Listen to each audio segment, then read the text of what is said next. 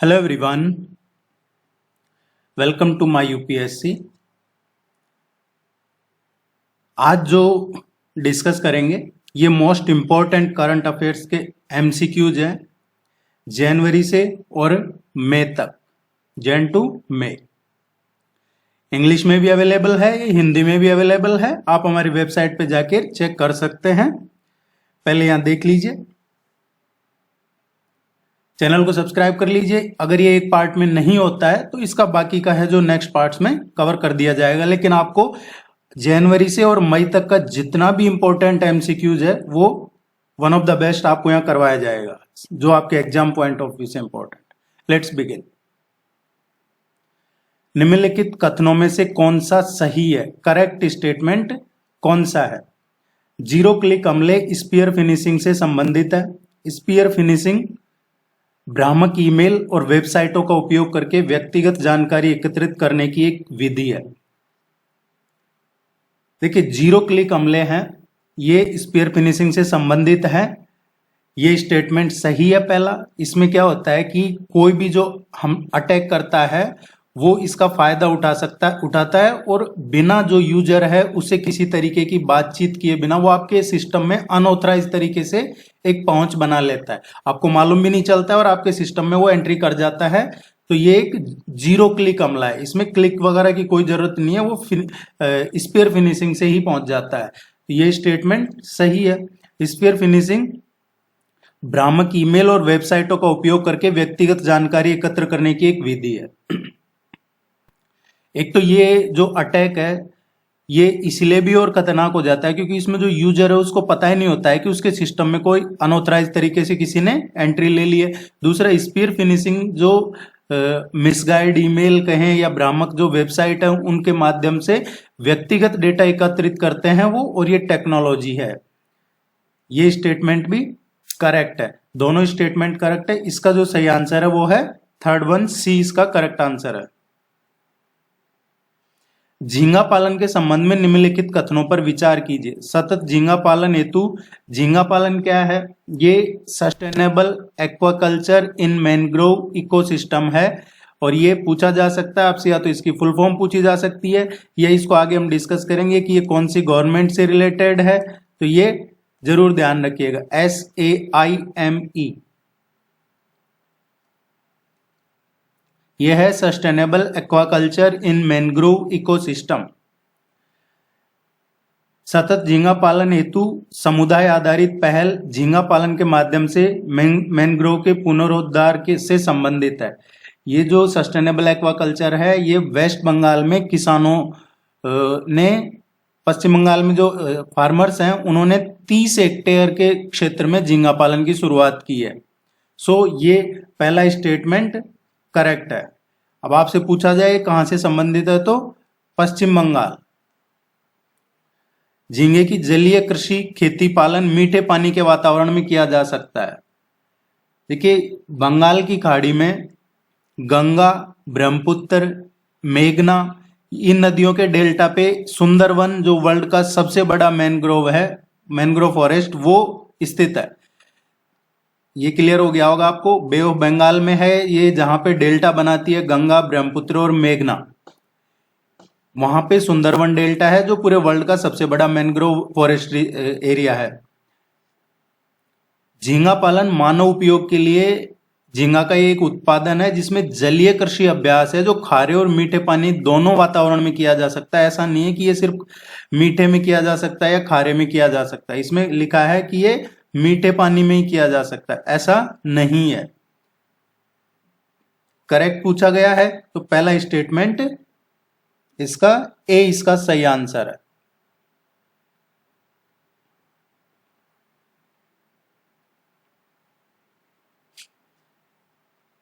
निम्नलिखित में से कौन सा ब्लॉकचेन तकनीक के लिए संभावित उपयोग का मामला नहीं है? ब्लॉकचेन क्या है? अपना नाम डिजिटल डेटाबेस या लेजर से प्राप्त करता है और यह जानकारी को ब्लॉक के रूप में कलेक्ट किया जाता है जो एक सीरीज बनाने के लिए होते हैं, उसी को ब्लॉकचेन है। ये एक्चुअली स्थायी और एक छेड़छाड़ का एक स्पष्ट रिकॉर्ड रखने के लिए रियल टाइम में, वास्तविक समय में लेन देन में ट्रांसपेरेंसी और जो अकाउंटेंसी है वो प्रदान करता है। इसमें जो संभावित उपयोग का मामला नहीं है वो कौन सा नहीं है, इसमें क्रिप्टो करेंसी के मामले शामिल है। जो चुनावी मतदान है वो भी ब्लॉकचेन टेक्नोलॉजी से ही है। तो आपसे पूछा जा सकता है इनमें से कौन से ब्लॉकचेन टेक्नोलॉजी से है। सो वित्तीय लेन देन है, चुनाव में मतदान है, चिकित्सा का रिकॉर्ड हो या एकेडमिक की जो स्टडी मटेरियल है वो हो, कोई प्रॉपर्टी का जो रिकॉर्ड है जिसको संपत्ति स्वामित्व रिकॉर्ड कहते हैं, किसी पेशेवर को प्रशंसा पत्र से संबंधित जानकारी का प्रबंधन हो, ये सभी इसी में ही आते हैं। ब्लॉकचेन जैसा विकेंद्रीकृत ये एक डिसेंट्रलाइज सिस्टम है। इसमें जो भी जानकारी को कलेक्ट किया जाता है उसको धोखाधड़ी प्रूफ, पारदर्शी और विश्वसनीयता बनाता है। तो जो ये है विकेंद्रीकृत ढांचा प्रणाली, ये इसमें नहीं है। बाकी जो आपूर्ति श्रृंखला है, क्रिप्टो करेंसी है, मतदान प्रणाली, सभी इसी के मामले हैं। भारतीय संविधान का कौन सा निम्नलिखित में से कौन सा अनुच्छेद महिलाओं के लिए संवैधानिक आरक्षण से संबंधित नहीं है? महिलाओं से संबंधित जो भी संवैधानिक सुरक्षा है, मौलिक अधिकार की बात करें, फंडामेंटल राइट्स की, तो वो है आर्टिकल 14 अनुच्छेद 14। लिंग के आधार पर राज्य द्वारा कोई भी भेदभाव नहीं किया जा सकता, यह है आर्टिकल 15(1) में। महिलाओं के पक्ष में राज्य द्वारा कोई विशेष प्रावधान बनाए जा सकते हैं, यह है आर्टिकल 15(3) में। मौलिक कर्तव्य फंडामेंटल ड्यूटीज की बात करें तो वो सुनिश्चित करता है किसमें, आर्टिकल 51(a) में, अनुच्छेद 51(a) में। इसके तहत महिलाओं की गरिमा के लिए अपमानजनक व्यवहार निषेध है। आर्टिकल 50 में भी है कि जो राज्य न्यायपालिका को कार्यपालिका से अलग करने के लिए कदम उठाएगा, इसमें और महिलाओं के संवैधानिक संरक्षण के बीच कोई स्पष्ट संबंध नहीं है।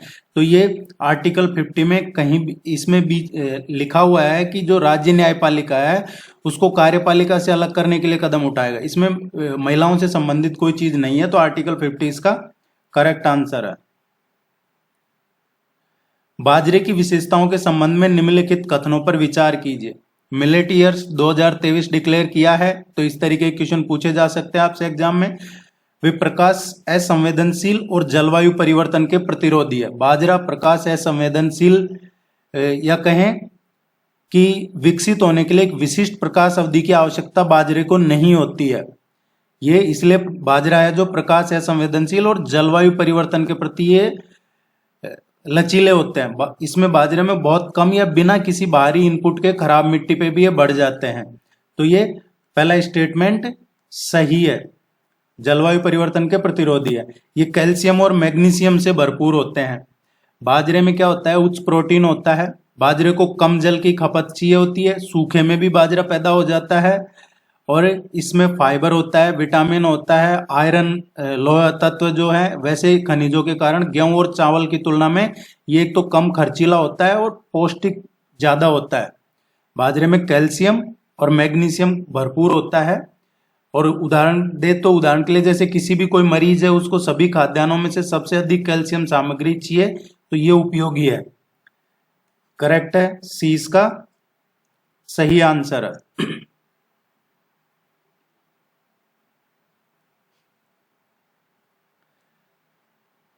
परचेजिंग मैनेजर्स इंडेक्स पीएमआई, क्रय प्रबंधक सूचकांक या परचेजिंग मैनेजर्स इंडेक्स पीएमआई के संदर्भ में निम्नलिखित कथनों पर विचार कीजिए। पीएमआई एक समग्र आर्थिक संकेतक है जिसका उपयोग केवल विनिर्माण क्षेत्र के प्रदर्शन को मापने के लिए किया जाता है। जो परचेजिंग मैनेजर्स इंडेक्स है ये एक समग्र आर्थिक संकेतक है और इसका उपयोग है जो विनिर्माण क्षेत्र और आर्थिक क्षेत्र दोनों के प्रदर्शन को मापने के लिए किया जाता है। इसमें लिखा क्या है, उपयोग केवल विनिर्माण क्षेत्र में किया जाता है। ऐसा नहीं है, विनिर्माण और आर्थिक दोनों में किया जाता है, इसलिए ये स्टेटमेंट सही नहीं है। पीएमआई जो है परचेजिंग मैनेजर्स इंडेक्स, इसका 50 से ऊपर स्कोर क्या दर्शाता है कि विनिर्माण क्षेत्र का विस्तार हो रहा है और अर्थव्यवस्था अच्छा प्रदर्शन कर रही है। पीएमआई का देखिए, ये जो कंपनियों के उत्पादन की जो वर्तमान और भविष्य की स्थिति है नए आदेशों, रोजगार सूचियों, इन सब के बारे में जानकारी प्राप्त की जा सकती है। इसमें पीएमआई का 50 से अगर ऊपर स्कोर है तो इसका यह मतलब होता है कि विनिर्माण क्षेत्र का विस्तार हो रहा है, जबकि 50 से नीचे होना यह संकुचित हो रहा है। तो ये स्टेटमेंट सही है, बी इसका करेक्ट आंसर है। मेरा रिक्वेस्ट रहेगा कि आप चैनल को जरूर सब्सक्राइब कीजिए, इससे सपोर्ट रहेगा। निम्नलिखित कथनों में से कौन सा करेक्ट है, सही कौन सा है? भ्रूण स्टेम सेल प्रारंभिक चरण के भ्रूण से प्राप्त होते हैं और ये शरीर में किसी भी प्रकार की कोशिका में विकसित होने की क्षमता रखते हैं। देखिए, स्टेम सेल है, स्टेम सेल दो तरह के होते हैं, दो मुख्य प्रकार है, एक तो भ्रूण स्टेम और दूसरा वयस्क स्टेम। भ्रूण स्टेम सेल क्या होते हैं? इसके भ्रूण स्टेम सेल प्रारंभिक चरण के भ्रूण से प्राप्त होते हैं, जबकि शरीर में किसी भी प्रकार की कोशिका में विकसित होने की इनकी कैपेसिटी होती है। सो पहला स्टेटमेंट करेक्ट है, भ्रूण स्टेम सेल प्रारंभिक चरण से प्राप्त होते हैं और ये शरीर के किसी भी प्रकार की कोशिका में डेवलप होने की इनकी कैपेसिटी होती है। स्टेम सेल कैंसर से लड़ने वाली दवाओं का उत्पादन कर सकते हैं और सीधे ट्यूमर तक भेज सकते हैं। जो मेसेनकाइमल स्टेम है, मेसेनकाइल जो स्टेम सेल है, जैसे स्टेम सेल कैंसर कोशिकाओं के प्रति ये प्रतिरक्षा प्रणाली को मजबूत बनाते हैं। स्टेम सेल को कैंसर से लड़ने वाली दवाओं को निर्मित करने या फिर सीधे ट्यूमर तक पहुंचाने के लिए आनुवंशिक रूप से भी इसमें संशोधन किया जा सकता है। ये स्टेटमेंट सही है।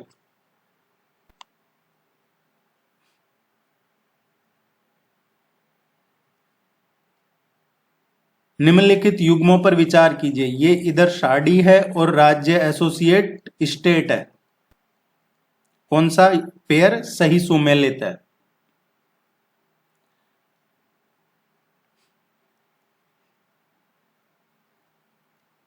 देखिए, कुसुव असम, कुसुव जो साड़ी है ये आसाम की नहीं है, कुसुव केरला की है।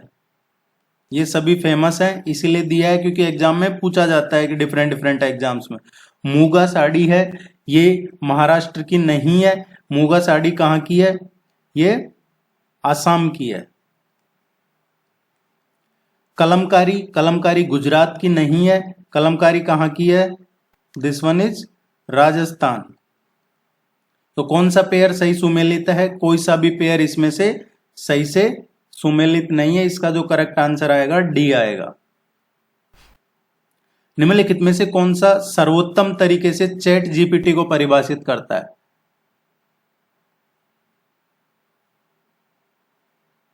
चैट जीपीटी क्या है? ये आपके जो क्वेश्चन आप टाइप करते हैं उनका ये उत्तर दे सकता है और अपनी गलतियों को भी ये स्वीकार करता है, गलत धारणाओं को चुनौती दे सकता है। इसके साथ ही जो अनुचित अनुरोध है उनको भी ये खारिज कर देता है। आप इससे कुछ गलत डिमांड करते हैं, गलत कुछ जो लीगल नहीं है, तो ये उनको खारिज कर देता है। ये कंपनी के जो चैट जीपीटी 3.5 सीरीज के जो LLM है, लैंग्वेज लर्निंग मॉडल, उस पे आधारित है। किस पे? लैंग्वेज लर्निंग मॉडल पे आधारित है ये। तो ये पूछा जा सकता है कि चैट जीपीटी किस पे आधारित है? Language learning model. Chat GPT का मतलब क्या है? इसमें जीपीटी का मतलब है जनरेटिव प्री ट्रेंड ट्रांसफॉर्मर, और ये सीरीज है 3rd, तो ये हो जाएगा जनरेटिव प्री ट्रेंड ट्रांसफॉर्मर 3। एक तरीके का एक कंप्यूटर लैंग्वेज मॉडल है जो इनपुट के बेस पे आधारित है। इस मॉडल को ये भविष्यवाणी करने के लिए भी इसको ट्रेन किया जाता है कि फ्यूचर में क्या होगा, इसलिए जो टेक्नोलॉजी के रूप से चैट जीपीटी के साथ बातचीत की जा सकती है। अब देखते हैं स्टेटमेंट कौन सा इसकी सही डेफिनेशन देता है। ये गूगल द्वारा विकसित एक मैसेजिंग ऐप है। गूगल का अलग है लामड़ा, ये गूगल का नहीं है। ये एक नव विकसित ऑपरेटिंग सिस्टम है, ये ऑपरेटिंग सिस्टम भी नहीं है। ये चैट बॉट है जो इंसानों की तरह प्रश्नों के जवाब देने के लिए आर्टिफिशियल इंटेलिजेंस का प्रयोग करता है। ये सही है। ये पश्चिमी प्रतिबंधों के नहीं, तो इसका करेक्ट आंसर आ गया 3rd वन सी। परिसीमन आयोग, डिलिमिटेशन कमीशन के संबंध में निम्नलिखित कथनों पर विचार कीजिए। परिसीमन आयोग का गठन 3 बार 1952, 62 और 72 में किया गया है। देखिए, परिसीमन का अर्थ क्या होता है? इसका जो अर्थ है, जनसंख्या में परिवर्तन का प्रतिनिधित्व करने हेतु किसी भी देश में निर्वाचन द्वारा चुनाव के लिए क्षेत्र की सीमाओं को तय करने का कार्य।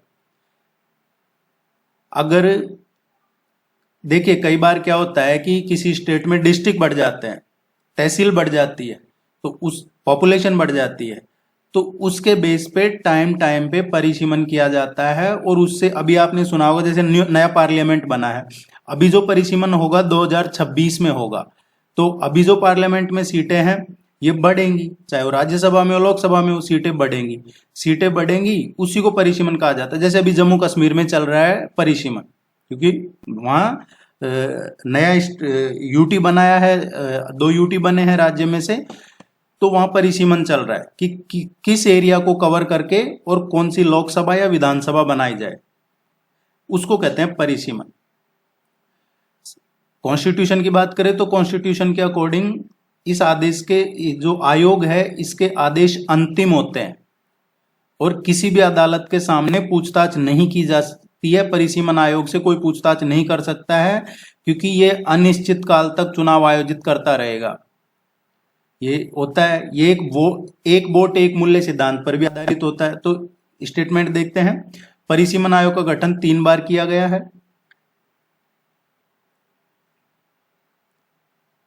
क्वेश्चन पूछ रहा है करेक्ट कौन सा है। परिसीमन आयोग का गठन 3 बार किया है, ये सही है। 1952, 62 और 1972 में संविधान यह आदेश देता है कि आयोग के आदेश अंतिम है और किसी भी न्यायालय के समक्ष पूछताछ नहीं की जा सकती है। कौन सा सही नहीं है, गलत पूछा गया है, गलत कौन सा है।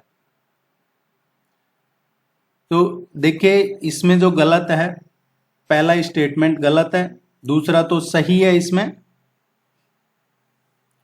क्योंकि 1950-51 में राष्ट्रपति द्वारा पहला परिसीमन चुनाव आयोग की मदद से किया गया था। 1950-51 में परिसीमन आयोग अधिनियम 1952 में बना था। तो 1952, 62, 72 इसके बाद में एक बार और परिसीमन आयोग का गठन किया गया है, वो किया है 2002 में और किया गया है।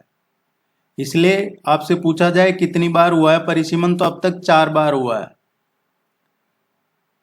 ये परिसीमन आयोग का गठन है, 4 बार हुआ है।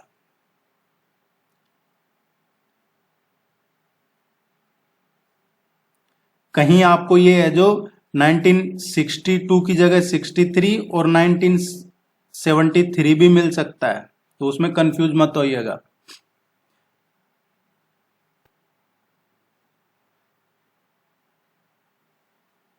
और जो सेंसस हुई है 1981 और 1991, उस जनगणना के बाद में कोई परिसीमन नहीं किया गया है। 91 की जनगणना के बाद कोई परिसीमन नहीं किया गया। 2011 में भी हुई है लेकिन परिसीमन नहीं किया गया है। दूसरा स्टेटमेंट सही है कि इससे पूछताछ वगैरह नहीं की जाती है। गलत पूछा था तो पहला गलत है। निम्नलिखित कथनों में से कौन सा सही है। सकल घरेलू उत्पाद में वृद्धि वस्तुओं और सेवाओं की मांग में वृद्धि का परिणाम हो सकती है, जो मांग प्रेरित मुद्रास्फीति में योगदान कर सकती है।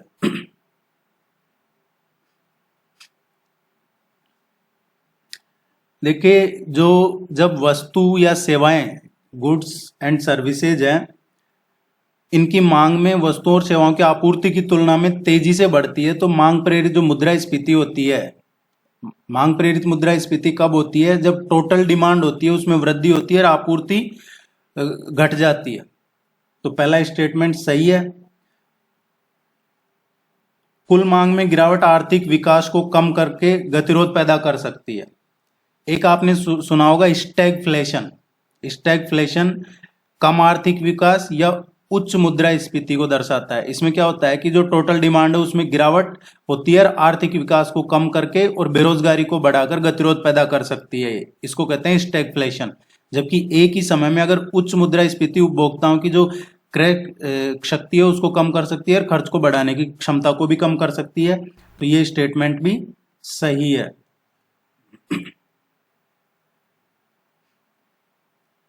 मोटर वाहन संशोधन अधिनियम 2019 के संदर्भ में निम्नलिखित कथनों पर विचार कीजिए।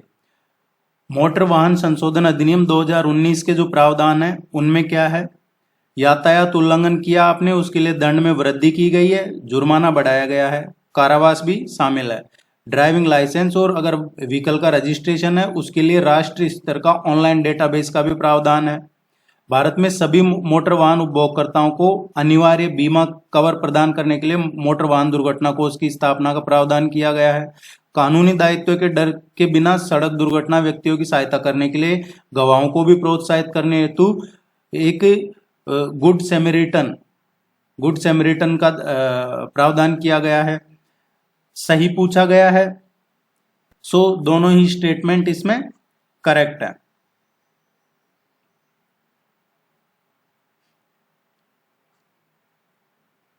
कभी कभी समाचारों में देखा जाने वाला शब्द वायर ओवर निम्नलिखित में से कौन सही ढंग से परिभाषित करता है? वायर ओवर क्या है? शोधकर्ताओं ने पहले क्या है, वायर ओवर या एक ऐसे जीव की खोज की है जो वायरस होता है उसका भक्षण करता है, वायरस को भी ये समाप्त कर देता है। और इसकी पहचान एक परजीवी के रूप में की है जो वास्तविक प्रजाति के रूप में की गई है जो वायरस को खत्म करता है। इसको कहते हैं प्रोटिस्ट। ये वायर ओवर पूछा जाए ये क्या है तो ये प्रोटिस्ट है, परजीवी है। ये ज्यादातर है जो मीठे पानी में रहता है, हेल्टेरिया की एक प्रजाति है। ये बहुत छोटा होता है, बालों के समान, जो पानी में चलने के लिए जाना जाता है। करेक्ट आंसर ए है।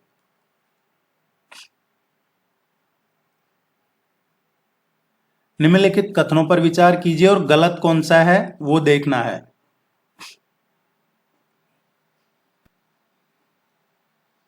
अजंता और एलोरा के गुफा चित्र भित्ति चित्रों के शुरुआती साक्ष्यों में से एक है। अभी रिसेंटली चेरपुलासेरी कहाँ है? केरला में। चेरपुलासेरी केरला में है। उसमें government vocational higher secondary school की लगभग 700 फीट लंबी दीवार पे एक मॉडर्न भित्ति कला की एक काफी ग्रेट वॉल ऑफ पीस का उद्घाटन किया गया था।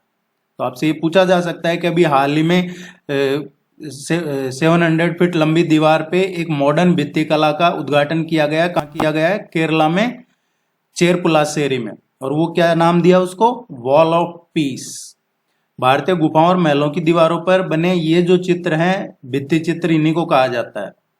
अब जो भित्ति चित्र हैं इनका सबसे पहला प्रमाण कहाँ मिला है? अजंता और एलोरा की गुफाओं में। चाहे वो टाइगर केव्स हो, बाघ की गुफाएं हो या वासल की गुफाएं हो, यहाँ पे इनके प्रमाण मिलते हैं। ये स्टेटमेंट सही है। भित्ति चित्रों के सर्वाधिक प्रमाण प्राचीन लिपियों और साहित्यों में मिलते हैं। जैसे विनय पटक है। विनय पटक में क्या लिखा है? वैशाली की जो प्रसिद्ध गणिका आम्रपाली, उसने अपने महल की दीवारों पे उस समय के राजाओं और व्यापारियों को चित्रित करने के लिए चित्रकारों को नियुक्त किया था। ये स्टेटमेंट सही है। दोनों ही स्टेटमेंट सही है, लेकिन क्वेश्चन में पूछा है गलत कौन सा है, तो गलत कोई सा भी नहीं है, डी इसका आंसर होगा।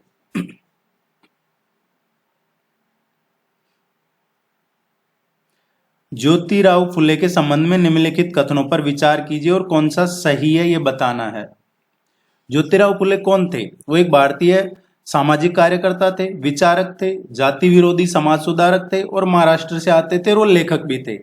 और उन्हें ज्योतिबा फुले के नाम से जाना जाता था, ज्योतिबा फुले कहा जाता था, उनका नाम था ज्योतिराव फुले। उनकी जो इंपॉर्टेंट प्रकाशन रही है आप पढ़ेंगे तृतीय रत्न। तृतीय रत्न उन्होंने 1855 में प्रकाशित की थी। पोवाड़ा है जिसमें छत्रपति शिवाजी के बारे में, छत्रपति शिवाजी राजे भोंसले आचा, ऐसा है, ये था। उसके अलावा गुलामगिरी जो अक्सर एग्जाम में पूछ लिया जाता है, 1873 का गुलामगिरी, ये इनके रचनाएं हैं, तो ये सही है। उनके सामाजिक जागरूकता अभियानों ने बी.आर. अम्बेडकर को प्रेरित किया था। जो उनके सोशल कोज थे या सोशल रिफॉर्म कहें, जो सामाजिक जागरूकता अभियान थे, उन्होंने जो भीमराव अम्बेडकर है उनको और महात्मा गांधी, इनको भी बाद में जो जातिगत भेदभाव है उसके खिलाफ प्रेरित किया था, एक बड़ी पहल थी ये। ना सिर्फ बी आर अम्बेडकर बल्कि महात्मा गांधी दोनों, उन्होंने सत्यशोधक समाज की स्थापना की थी। सत्यशोधक समाज की स्थापना कब हुई थी? ये हुई थी 24 सितंबर 1873 को। 24 सितंबर 1873 को ज्योतिराव सावित्रीबाई और इन लोगों के द्वारा की गई थी। तो ये स्टेटमेंट भी करेक्ट है। सही कौन सा है? सारे स्टेटमेंट सही है।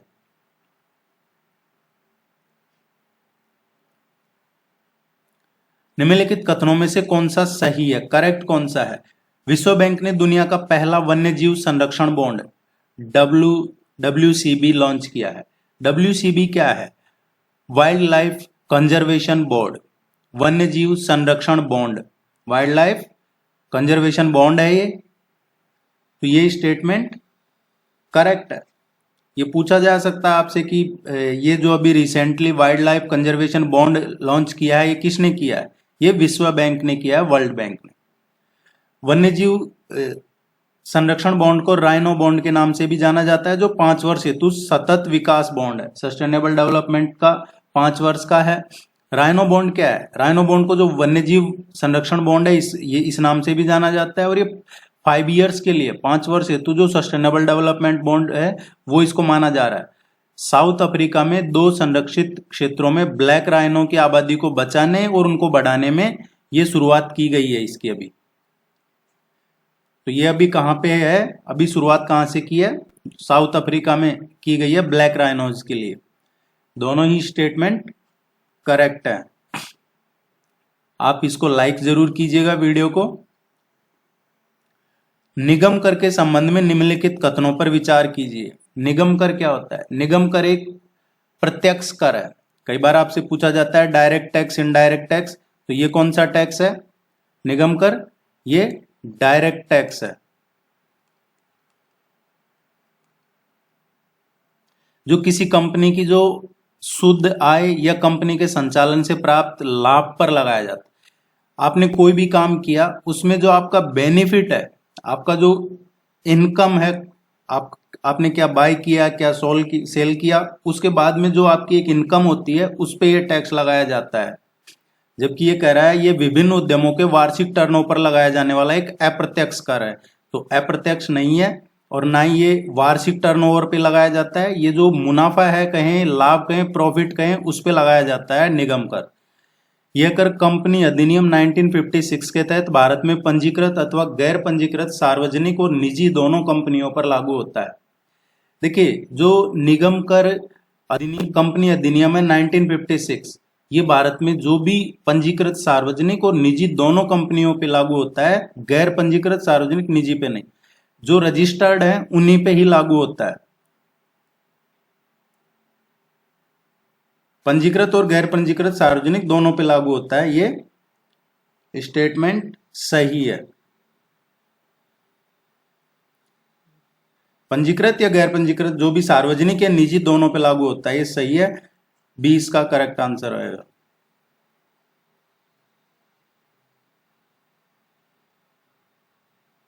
नहीं, ये गलत है, ये सही नहीं है, क्योंकि निगम कर है ये भारत में पंजीकृत सार्वजनिक और निजी दोनों पे लगाया जाता है। एक्चुअली गैर पंजीकृत पे नहीं है, ये सही है। तो डी इसका करेक्ट आंसर आएगा। ये एक बार वापस से बता देता हूं मैं आपको, निगम कर क्या होता है? ये एक डायरेक्ट टैक्स है जो कंपनी का जो शुद्ध प्रॉफिट है उस पे लगाया जाता है। दूसरा जो एक कंपनी एक्ट 1956, इसमें भारत में दोनों पे है, सार्वजनिक हो, पब्लिक सेक्टर या फिर प्राइवेट हो, दोनों पे लगता है, लेकिन रजिस्टर्ड होना चाहिए, उस पे ही लगता है।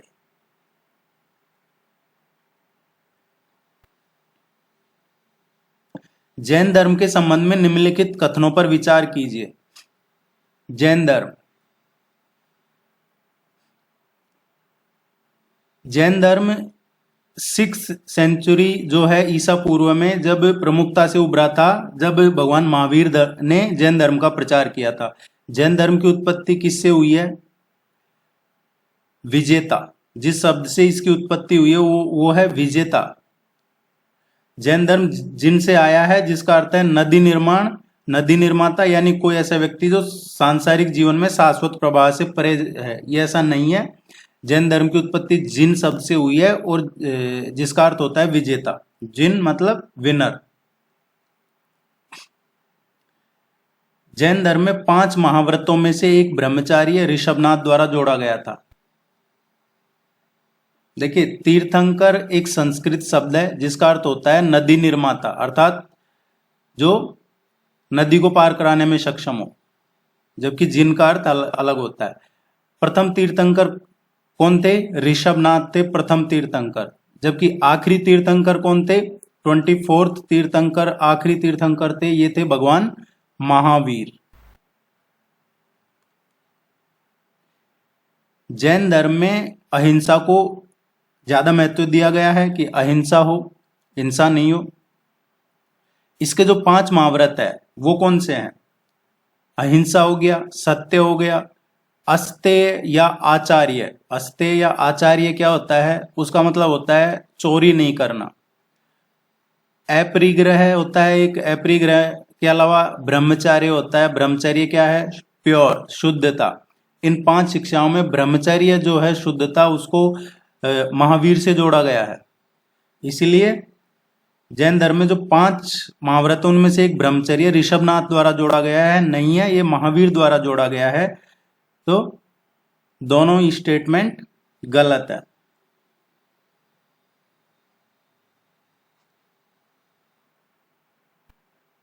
इसका आंसर डी आएगा।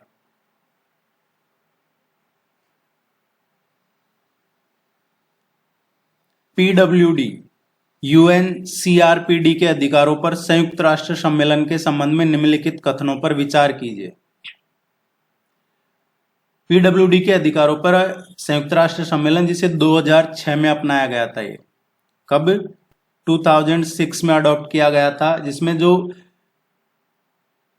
दिव्यांग व्यक्ति हैं उनको ऐसे व्यक्तियों के रूप में परिभाषित करता है जिनके पास दीर्घकालीन शारीरिक, मानसिक या बौद्धिक हानि हो, जो विभिन्न बाधाओं के साथ आपसी क्रिया में दूसरों के साथ समान आधार पर समाज में उनकी पूर्ण रूप से एक तरीके से भागीदारी में बाधा उत्पन्न कर सकता है। भारत ने ये कब इस कन्वेंशन की पुष्टि कब की है? ये 2006 में तो संयुक्त राष्ट्र सम्मेलन में अडॉप्ट किया था, लेकिन भारत ने इसकी पुष्टि की थी 2007 में, अक्टूबर 2007 में। यूएनसीआरपीडी के तहत क्या है? दायित्व को पूरा करने के दृष्टिकोण से संसद ने जो दिव्यांग व्यक्ति है उनके अधिकार, ये दिव्यांग आप सुनते होंगे, पहले विकलांग था, अभी ये दिव्यांग किया था। ये कब? 2016 में। इसीलिए कन्वेंशन की भारत द्वारा पुष्टि की गई 2007 में। यूएनसीआरपीडी के तहत दायित्व को पूरा करने के लिए ये अधिनियम किया गया है। सही पूछा है, दोनों ही स्टेटमेंट करेक्ट है। भारतीय विज्ञान कांग्रेस के संबंध में निम्नलिखित कथनों पर विचार कीजिए और सही कौन सा है। भारतीय विज्ञान कांग्रेस की बात हो रही है, इंडियन साइंस कांग्रेस ISC। यह केवल प्रमुख संस्थानों के वैज्ञानिकों और शोधकर्ताओं को एक मंच प्रदान करता है। यह स्टेटमेंट करेक्ट है।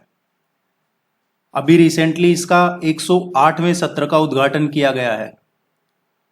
इस सम्मेलन का मुख्य विषय क्या था? इस बार जो इंडियन साइंस कांग्रेस था उसका जो मेन सब्जेक्ट था वो था महिला सशक्तिकरण के साथ सतत विकास के लिए विज्ञान और प्रौद्योगिकी।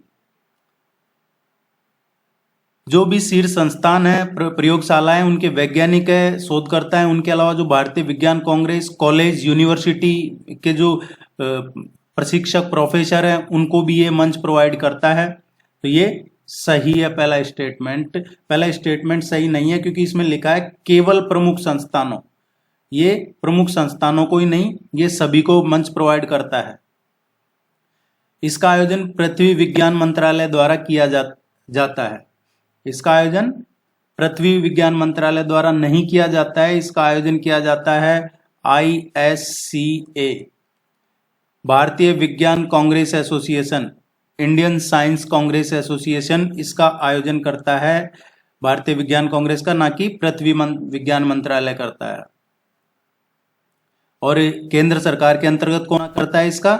जो DST है, department of science and technology, विज्ञान और प्रौद्योगिकी विभाग। तो स्टेटमेंट सेकंड भी गलत है। भारतीय विज्ञान कांग्रेस का पहला सत्र 1914 में आयोजित किया गया था। ये बिल्कुल सही स्टेटमेंट है। ये 1914 में किया था और अभी जो हुआ है इसका 108वां सत्र हुआ है। सी इसका करेक्ट आंसर। निम्नलिखित कथनों में से कौन सा सही है? हरित हाइड्रोजन का उत्पादन इलेक्ट्रोलिसिस के माध्यम से किया जाता है, जिसमें जल हाइड्रोजन और ऑक्सीजन में विभाजित हो जाता है। ये हरित हाइड्रोजन क्या होता है? ग्रीन हाइड्रोजन एक तरीके का हाइड्रोजन है जिसमें जो जीवाश्म ईंधन है उसके बजाय जो रिन्यूएबल एनर्जी सोर्सेज हैं उनका उपयोग करके ये ग्रीन हाइड्रोजन पैदा किया जाता है। तो ये स्टेटमेंट सही है। इलेक्ट्रोलिसिस के लिए एक ऐसे उपकरण की आवश्यकता होती है इसमें समान आवेश वाले दो इलेक्ट्रोड्स हो। इस प्रक्रिया में एक्चुअली क्या होता है, ये जो प्रोसेस होता है इसमें जो यूज किया जाता है, जो विद्युत सौर ऊर्जा है या फिर पवन ऊर्जा है, जल विद्युत शक्ति है, इनके जो सोर्सेज है उनसे प्राप्त किया जाता है। इलेक्ट्रोलिसिस की बात करें तो उसके लिए जो उपकरण की आवश्यकता होती है उसमें दो इलेक्ट्रोड होते हैं, जिसमें से एक तो पॉजिटिव होता है जो जिसको एनोड कहते हैं हम, और जो नेगेटिव होता है, नेगेटिव आवेश, ऋणात्मक आवेश, उसको कैथोड कहते हैं। जबकि ये कह रहा है कि समान आवेश से तो काम होगा नहीं ना। इलेक्ट्रोड में तो दो होते हैं, नेगेटिव और पॉजिटिव। नेगेटिव होता है कैथोड, पॉजिटिव होता है एनोड। तो ये स्टेटमेंट सही नहीं है। इसका जो आंसर आएगा केवल पहला ही सही है।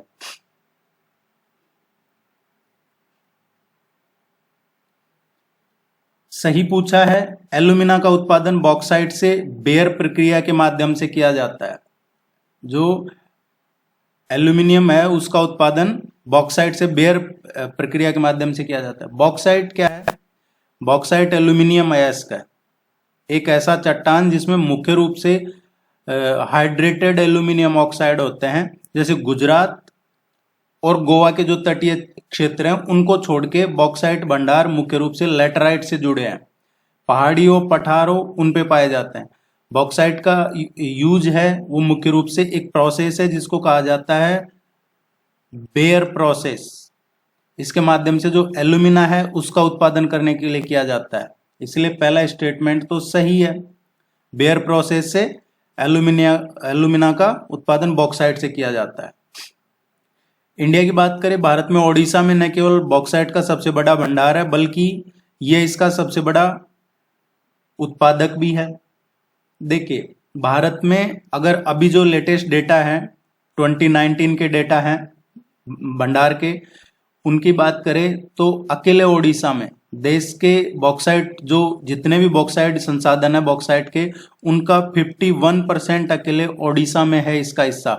ओडिशा के बाद में आता है आंध्र प्रदेश। आंध्र प्रदेश में है 16% बॉक्साइट। गुजरात की बात करें 9% बॉक्साइट है। उसके बाद झारखंड में 6% बॉक्साइट है। महाराष्ट्र में 5% बॉक्साइट है। उसके बाद में मध्य प्रदेश और छत्तीसगढ़ में 4% बॉक्साइट है। और ये स्टेटमेंट जो दूसरा है ये स्टेटमेंट भी सही है। लेकिन जो 2020 के डेटा है, अगर स्टेट वाइज स्टेट के भी बात करें, ये तो देश के डेटा थे, स्टेट के डेटा की बात करें तो 2020 में कुल उत्पादन में जो है 2019 में 51% था उड़ीसा का, 2020 में ये 71% हो गया है। तो दोनों ही स्टेटमेंट करेक्ट है। और 2020 में स्टेट की बात करें तो गुजरात का 9% और झारखंड का 6% हो गया है, गुजरात का 9% है। आप जरूर पढ़िएगा इनको, अदरवाइज ये पीडीएफ आपको प्रोवाइड करवा दी जाएगी। IUCN रेड लिस्ट के अनुसार एशियाई हाथियों को किस रूप में वर्गीकृत किया गया है? जो एशियाई हाथी है उनकी बात हो रही है IUCN की जो रेड लिस्ट है उसके अकॉर्डिंग। देखिए, एशियाई हाथी है, इनकी 3 उप प्रजातियां होती है।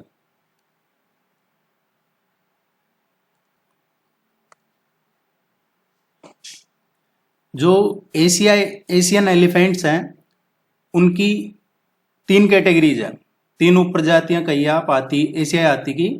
एक तो इंडियन भारतीय, दूसरा सुमात्रियन जो सुमात्रा आइलैंड है, तीसरा श्रीलंकन। ये एशिया में 3 ही उप प्रजातियां हैं। भारत में जो उप प्रजाति है महाद्वीप के सर्वाधिक सबसे ज्यादा जो भारत में है वही पूरे इसमें एशिया महाद्वीप में। हाथियों के झुंड का नेतृत्व कौन करता है? सबसे पुरानी और सबसे बड़ी मादा सदस्य जो झुंड की माता है वो करती है। इस झुंड में नर हाथी की सभी संतानें, नर हो या मादा हो, वो सब शामिल होती है। IUCN की रेड लिस्ट की बात करें तो ये संकटग्रस्त इसको बताया गया है।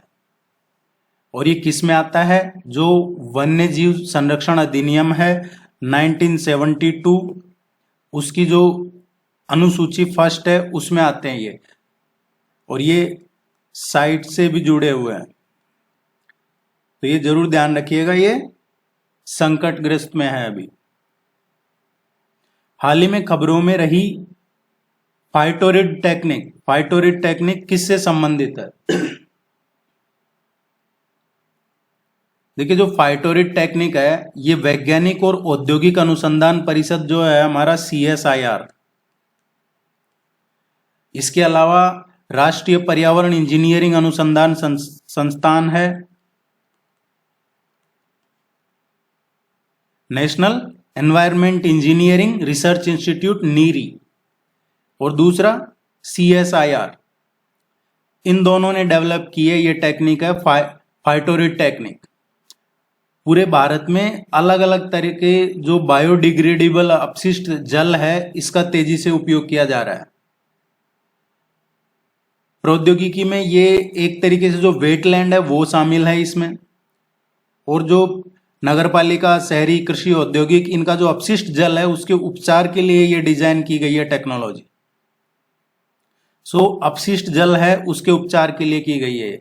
तिरुपति नगर निगम है MCT आंध्र प्रदेश, इसमें जो फाइटोरिड तकनीक का उपयोग करके देश का सबसे बड़ा तरल अपशिष्ट उपचार संयंत्र होने का यहाँ महत्वपूर्ण कदम उठाए गए हैं। तो आपसे पूछा जाए कि कहाँ पे फाइटोरिड तकनीक है जो गंदा जल है उसको सही करने से रिलेटेड है, ये कहाँ पे है? ये तिरुपति नगर निगम, जिसको MCT कहा जाता है, आंध्र प्रदेश में, वहां सबसे बड़ा है इसका संयंत्र। ग्लोबल पोजीशनिंग सिस्टम के संदर्भ में निम्नलिखित कथनों पर विचार कीजिए। ग्लोबल पोजीशनिंग सिस्टम GPS, यह नेविगेशन और पोजीशनिंग के लिए संयुक्त राज्य अमेरिका के स्वामित्व वाला साधन है। GPS क्या है? एक उपग्रह नेविगेशन प्रणाली है जिसका उपयोग किसी वस्तु की, कोई भी वस्तु, उसकी जमीनी स्थिति निर्धारित करने के लिए किया जाता है। GPS का यूज, यह यूनाइटेड स्टेट्स ऑफ अमेरिका के स्वामित्व वाला उपयोगी साधन है जो उपयोग करने वालों की स्थिति, नेविगेशन और time, position, navigation and time, ये तीनों प्रोवाइड करता है। GPS आपकी क्या पोजीशन है, क्या नेविगेशन है और क्या टाइम है, किस टाइम पे आप कहाँ हो, GPS बताता है। तो पहला स्टेटमेंट करेक्ट है। यह नेटवर्क 24 उपग्रह है जो नागरिक और सैन्य सेवा हेतु प्रदान करता है। नागरिक सेवा निरंतर विश्वव्यापी आधार पर सभी उपभोक्ताओं के लिए स्वतंत्र रूप से उपलब्ध है। तो जो ये कह रहा है स्टेटमेंट में कि ये 20 उपग्रहों का एक नेटवर्क है जो पृथ्वी की परिक्रमा करता है, एक्चुअली ये 20 नहीं है, ये नेटवर्क 24 है, नेटवर्क 24। सो स्टेटमेंट पहला स्टेटमेंट ही करेक्ट है।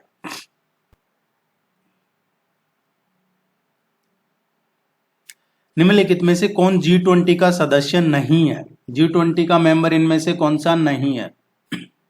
आप G20 के कौन से मेंबर, आप जरूर देखिएगा, ये क्वेश्चन हर एग्जाम में पूछा जाएगा, किसी भी तरीके से पूछा जाए। G20 की कल्चरल मीटिंग कहाँ हुई है, ट्रेड से रिलेटेड कहाँ हुई है, मिनिस्टर्स की मीटिंग कहाँ हुई है, फिनांस से रिलेटेड मीटिंग कहाँ हुई है, ये सारी आप याद कर लीजिए, ये क्वेश्चन पूछे जाएंगे। G20 का पहले कौन था अध्यक्ष, अभी भारत है, आगे कौन होगा, ये सब आप जरूर पढ़ लीजिएगा। G20 के जो मेंबर हैं देखिए G20 क्या है, एक प्रमुख अर्थव्यवस्थाओं का समूह है जो पूरी दुनिया का जो जीडीपी है उसका लगभग 85% G20 में आ जाता है और 2/3 पॉपुलेशन इसको कवर कर लेता है G20। इसमें अर्जेंटीना है, ऑस्ट्रेलिया है, ऑस्ट्रेलिया के बाद ब्राजील है, कनाडा है, चाइना है, जर्मनी है, इंडिया है, इंडोनेशिया, इटली, जापान, मेक्सिको, रसिया या सऊदी अरब है, साउथ कोरिया है, साउथ अफ्रीका है, टर्की है, इसके अलावा यूनाइटेड किंगडम है, यूके, यूएसए है, और ये तो 19 कंट्रीज हो गए। इसके अलावा एक यूरोपियन यूनियन है, यूरोपीय संघ। इनको मिला के 19 देश और यूरोपियन यूनियन को मिला के G20 बनता है। G20 का जो मेंबर नहीं है, स्वीडन G20 का मेंबर नहीं है। प्रधानमंत्री गति शक्ति कार्यक्रम के संबंध में निम्नलिखित कथनों पर विचार करना है और सही कौन सा है हमें यह देखना है। इसका उद्देश्य देश के परिवहन और रसद क्षेत्र में सुधार करना है। अभी रिसेंटली गवर्नमेंट ऑफ इंडिया ने लॉजिस्टिक लागत को कम करने के लिए जो बुनियादी परियोजनाएं हैं उनको एक महत्वाकांक्षी गति शक्ति योजना या national master plan for multi modal connectivity plan ये लॉन्च किया। National master plan for multi modal connectivity plan ये लॉन्च किया है। इसमें क्या है, इसका उद्देश्य क्या है? जमीनी स्तर पे काम में तेजी लाना, लागत में कमी लाना और रोजगार पैदा करना, ये इसका मेन, इसलिए ये लॉन्च किया है। सो इसका जो ये पहला स्टेटमेंट है ये सही है। लॉजिस्टिक लागत में कटौती के अलावा इसका एक और जो पर्पज है, उद्देश्य इस योजना का कार्गो हैंडलिंग की जो कैपेसिटी है उसको बढ़ाना, ताकि व्यापार को बढ़ाने के लिए जो बंदरगाह हैं उनका टर्न अराउंड जो टाइम है वो कम हो सके। सो टर्न अराउंड टाइम में वृद्धि हो ये गलत होता है। टर्न अराउंड टाइम है उसमें कमी होनी चाहिए, और जब कमी होगी तभी तो कार्गो हैंडलिंग कैपेसिटी बढ़ेगी, लॉजिस्टिक लागत में भी कटौती आएगी। आपने देखा होगा बहुत टाइम तक क्लियरेंस नहीं मिलता है, कस्टम क्लियरेंस और तरीके क्लियरेंस, और बंदरगाह पे पोर्ट पे वो खड़े रहते हैं जहाज वगैरह, तो ये टाइम बचे इसलिए भी ये किया है। इसके अंतर्गत मंत्रालयों की केवल नई नियोजित पहलें शामिल होंगी। देखिए इसमें क्या है कि जो एक पोर्टल है, पूरा सेंट्रल पोर्टल कहें या यूनिफॉर्म पोर्टल कहें, जिसमें सभी मंत्रालयों और विभागों की जो मौजूदा हैं और जो नियोजित पहले हैं वो शामिल होगी। इसमें प्रत्येक विभाग अब व्यापक तरीके से परियोजनाओं की योजना और निष्पादन करने के टाइम पे इसमें महत्वपूर्ण डेटा करके एक दूसरी गतिविधि को देख सकता है। डिपार्टमेंट अपना है जो, तो इसमें केवल नई नियोजित पहले शामिल होंगी ऐसा नहीं है, जो मौजूदा पहले से हैं वो भी शामिल होंगी। फर्स्ट इसका करेक्ट आंसर है।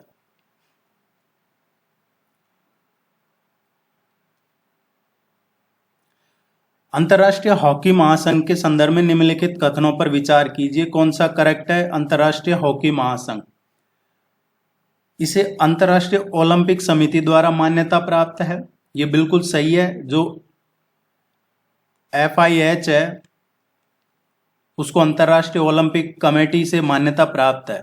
FIH क्या है? अंतर्राष्ट्रीय हॉकी महासंघ। यह स्टेटमेंट सही है। यह दुनिया भर में हॉकी के लिए एकमात्र शासी निकाय है।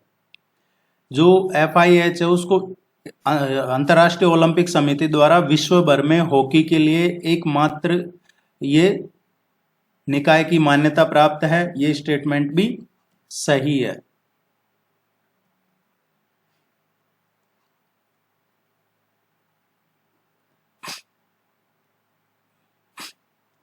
भारत में हड़ताल करने का अधिकार किस कानून के तहत विनियमित है?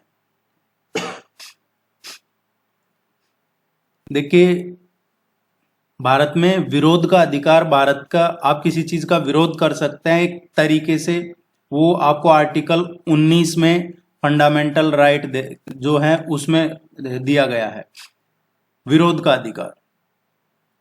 बात करें हड़ताल करने का अधिकार, ये मौलिक अधिकार नहीं है, फंडामेंटल राइट नहीं है कि आप हड़ताल करें, बल्कि ये एक आपका कानूनी अधिकार है। इस अधिकार में क्या आते हैं? जो औद्योगिक वाद विवाद अधिनियम है 1947, में इसमें भी वैधानिक प्रतिबंध इसमें जुड़े हुए हैं। हड़ताल का जो आशय है वो निर्धारित और आवश्यक शर्तों के तहत काम करने से कर्मचारी या सामूहिक रूप से इनकार करना है। हड़ताल के और भी कई कारण हो सकते हैं, हालांकि मुख्य तौर पर ज्यादातर है जो आर्थिक स्थितियों में, चाहे वो आर्थिक हड़ताल के रूप में, चाहे मजदूरी में लाभ में मजदूरी बढ़ाई जाए या जो काम करने वाले हैं उनकी जो स्थिति है उसमें सुधार किए जाए, यही देखा जाता है ज्यादातर, अगर पॉलिटिकल चीजें नहीं देखी जाए तो। औद्योगिक विवाद अधिनियम 1947 को औद्योगिक संबंध संहिता 2020 के तहत समावेश किया गया है। ये सही है, इसका जो करेक्ट आंसर आएगा पहला सही है। हड़ताल करने का अधिकार किस कानून में है? औद्योगिक विवाद अधिनियम। तो जबकि देखा क्या जाता है कि ज्यादातर किसी भी मुद्दे पे कर दिया जाता है।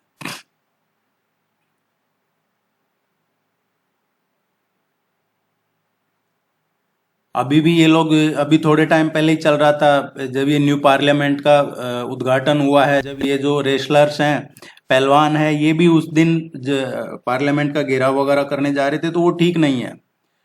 आपकी जो मांग है वो जायज हो सकती है, और आप जंतर मंतर पे बैठे थे, आपको पूरा सपोर्ट था देश के लोगों का, या जो भी आपके फेवर में थे उनका सपोर्ट था, लेकिन आप उसको पॉलिटिकाइज करके और देश की पार्लियामेंट पे जा रहे हैं, वो थोड़ा सा आपको गलत हो गया। और वही यही वजह रही कि जो दिल्ली पुलिस है उसने फिर थोड़ा सा आपको फोर्स यूज किया। अब वो क्या सही है ये अलग बात है, लेकिन पार्लियामेंट के उद्घाटन के दिन आपको ये कार्यक्रम नहीं रखना चाहिए था, क्योंकि आप कभी भी रख सकते थे। वैसे भी आप एक महीने से बैठे ही थे, किसी भी दिन पार्लियामेंट का घेराव कर सकते हैं आप, और वो आपकी अधिकार भी है, आपका हक है। इस देश के किसी भी नागरिक का हक है कि आप अपने राइट्स के लिए लड़ सकते हैं। पेरिस जलवायु समझौते के बारे में निम्नलिखित कथनों में से कौन सा सही नहीं है? ये जो पेरिस जलवायु समझौता है उसकी बात हो रही है, सही नहीं है। गलत कौन सा है ये पूछा गया है। यह एक कानूनी रूप से बाध्यकारी संधि है। जो पेरिस क्लाइमेट एग्रीमेंट है ये गैर बाध्यकारी समझौता है, ये कानूनी रूप से बाध्यकारी नहीं है। इसका अर्थ है कि देशों को, जो भी कंट्रीज है, उनको अपने यहाँ जो ग्रीन हाउस गैस एमिशन है, उत्सर्जन, उसको कम करने के लिए कानूनी रूप से कोई बाध्यता नहीं है। तो ये पहला स्टेटमेंट ही गलत है। आपको एक चीज और ध्यान रखनी है कि जो पेरिस क्लाइमेट एग्रीमेंट था उसमें क्या था, ग्लोबल वार्मिंग को 2 डिग्री सेल्सियस के नीचे तक सीमित करना है, और जो पूर्व में जो इंडस्ट्रियल लेवल है, औद्योगिक स्तर, उसको 1.5 डिग्री सेल्सियस तक सीमित रखना है। इसमें जो आप एक मदद दी जाती है, वित्तीय सहायता, उसको जलवायु वित्त कहा जाता है, ये आप ध्यान रखिएगा।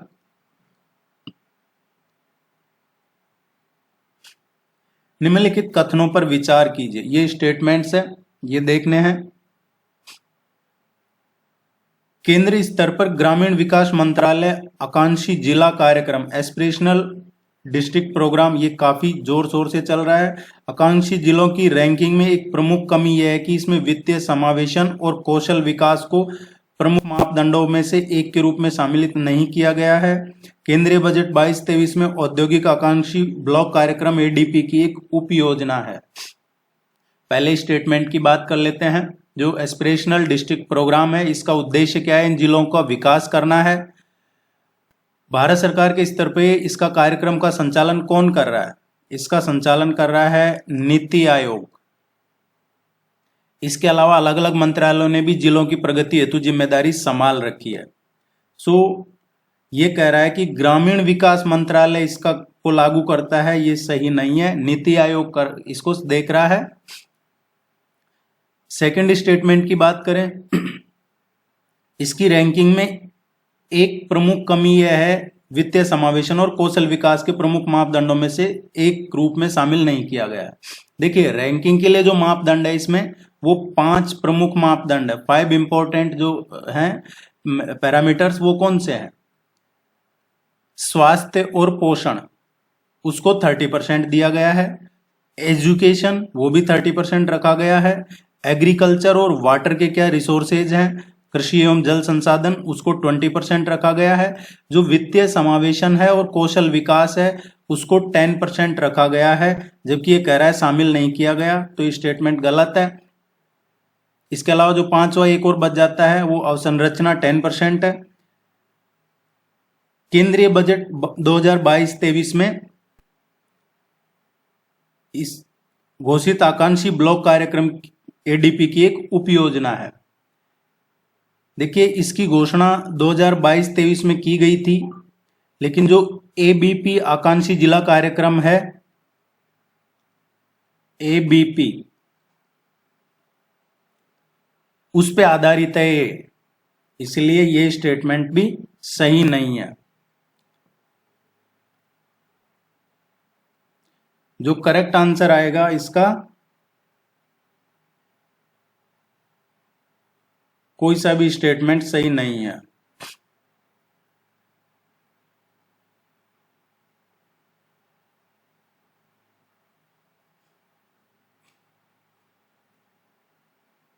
प्रवासी भारतीय दिवस के संदर्भ में निम्नलिखित कथनों पर विचार करना है और हमें सही आंसर कौन सा है, सही स्टेटमेंट कौन सा है वो देखना है।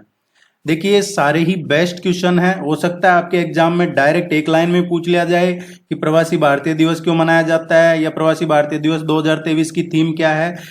और जो टॉपिक कवर किया है वो इस तरीके से किया है कि आप चाहे किसी भी कॉम्पिटिटिव एग्जाम की, चाहे एग्जाम का लेवल कैसा भी हो, ये सबके लिए यूजफुल है। तो आप इसको जरूर सीरियसली कीजिएगा, बार बार आप इसको पढ़ के रिवाइज भी कीजिएगा। प्रवासी भारतीय दिवस यह दक्षिण अफ्रीका से महात्मा गांधी की वापसी के लिए मनाया जाता है। अभी रिसेंटली एक तो देखिए प्रवासी भारतीय दिवस 9 जनवरी को मनाया जाता है। इस बार 17वां प्रवासी भारतीय दिवस मनाया गया है। कहां मनाया गया है? इंदौर में मनाया है, मध्य प्रदेश में। ये क्यों मनाया जाता है? क्योंकि 1915 में इसी दिन 9 जनवरी को ही महात्मा गांधी है दक्षिण अफ्रीका से भारत लौटे थे, जिन्होंने भारत के स्वतंत्रता संग्राम का नेतृत्व किया था। तो पहला स्टेटमेंट सही है। यह वर्ष 2003 से प्रतिवर्ष मनाया जाता है। ऐसा नहीं है। वर्ष 2003 में प्रवासी दिवस मनाने की शुरुआत की गई, लेकिन 2015 में इसे संशोधित किया गया और हर 2 वर्ष पर इसे मनाने का निर्णय लिया गया है। 2003 से शुरुआत की थी इसकी, लेकिन 2015 में यह किया गया कि जो प्रवासी भारतीय दिवस है अब हर साल नहीं, हर 2 साल में एक बार मनाया जाएगा। 2023 की तो ये स्टेटमेंट सही नहीं है। तीसरे स्टेटमेंट की बात करें, पीबीडी 2023 प्रवासी भारतीय दिवस 2023, इसका जो विषय है प्रवासी अमृतकाल में भारत की प्रगति के विश्वसनीय भागीदार, diaspora reliable partners for India's progress in Amritkaal. ये बिल्कुल सही है। यह केवल अनिवासी भारतीय जो एनआरआई है उनको दिया जाने वाला सर्वोच्च सम्मान है, तो ये भी सही नहीं है। थर्ड वन इसका करेक्ट आंसर है।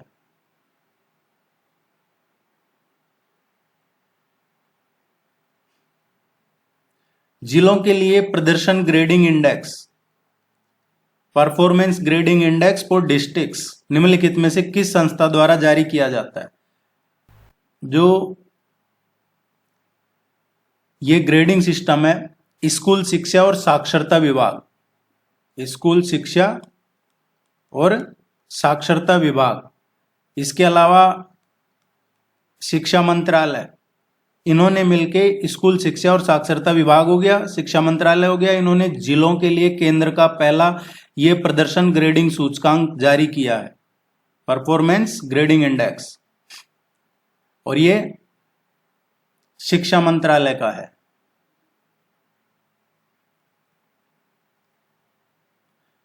IVOFM टेक्नोलॉजी जो हाल ही खबरों में थी, किससे संबंधित है? ये टेक्नोलॉजी है viologen unit grafted organic framework, viologen unit grafted organic framework, जो प्रदूषित जल में जो दूषित पदार्थ है उनको निकालने की टेक्नोलॉजी है। जो अगर पानी में जो भी कुछ दूषित चीज है उसको साफ करने के लिए, गंदे पानी को साफ करना या पानी में जो कोई दूषित चीज है उसको साफ करने के सोख लेता है एक्चुअली, और उसको सोख के साफ करता है ये टेक्नोलॉजी। इसमें एक्सचेंज होता है, आयन एक्सचेंज, नैनोमीटर के आकार के इसमें माइक्रोपोर्स होते हैं, और सामान्य जो सॉर्बेंट सामग्री है उसके विपरीत ये जो सामग्री विषाक्त प्रदूषकों के लिए पाई जाती है वो है। इसको एक्चुअली बाथिंग स्पंज की तरह भी उपयोग किया जाता है कई बार। तो ये जल का परिशोधन से रिलेटेड है। ये टेक्नोलॉजी का नाम ध्यान रखिएगा, IVOFM, जल का परिशोधन। निम्नलिखित में से कौन सा मेक इन इंडिया का उद्देश्य है? मेक इन इंडिया का इनमें से कौन सा उद्देश्य है? प्रत्यक्ष विदेशी निवेश को आकर्षित करना, ये बिल्कुल सही है, ये मेक इन इंडिया का है। डायरेक्ट फॉरेन इन्वेस्टमेंट को अट्रैक्ट करना, जीडीपी में विनिर्माण क्षेत्र की हिस्सेदारी बढ़ाना। देश का जो जीडीपी है उसमें जो विनिर्माण क्षेत्र की हिस्सेदारी है, ये देखिए, ये अभी का डेटा देखा जाए तो पहले 16% थी और अब ये 25% हो गई है बढ़ के, और 2022 तक 100 मिलियन अतिरिक्त रोजगार सृजित करना, ये सही है। निर्यात आधारित विकास को बढ़ावा देना, ये स्टेटमेंट भी सही है। तीनों स्टेटमेंट सही है मेक इन इंडिया के लिए। वायनाड वन्य जीव अभ्यारण्य के संदर्भ में निम्नलिखित कथनों पर विचार कीजिए। वायनाड वाइल्ड लाइफ सेंचुरी ये केरल में है। नीलगिरी बायोस्फीयर रिजर्व का नाम सुना होगा आपने, नीलगिरी बायोस्फीयर रिजर्व